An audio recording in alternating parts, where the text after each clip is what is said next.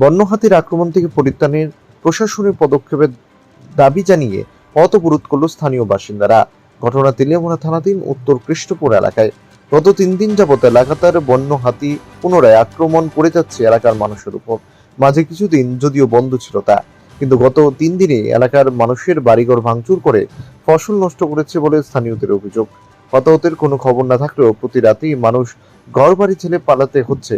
এই সমস্যার স্থায়ী সমাধান চেয়ে সোমবার থেকে তেলিয়ামুড়া কৃষ্ণপুর রাস্তা অবরোধ করে বসে এলাকাবাসী। খবর পেয়ে ঘটনাস্থলে ছুটে আসে তেলিয়ামুড়া থানার বিশাল পুলিশ বাহিনী, তেলিয়ামুড়া মহকুমা শাসক অফিসের ডিসিএমও, কিন্তু এলাকাবাসী মানতে নারাজ। শেষে দীর্ঘ 7 ঘন্টা পর মহকুমা বন আধিকারিক গৌরব রবীন্দ্র ওয়াগে কর্তৃক ব্যবস্থা গ্রহণের আশ্বাসে পথ অবরোধ তুলে নেয় স্থানীয়রা।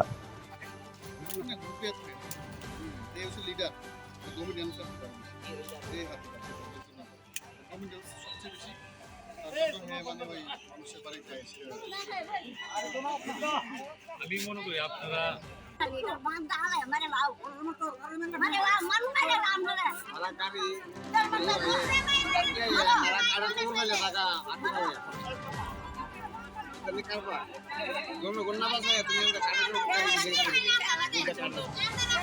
ব্যুরো রিপোর্ট, প্রগতি নিউজ।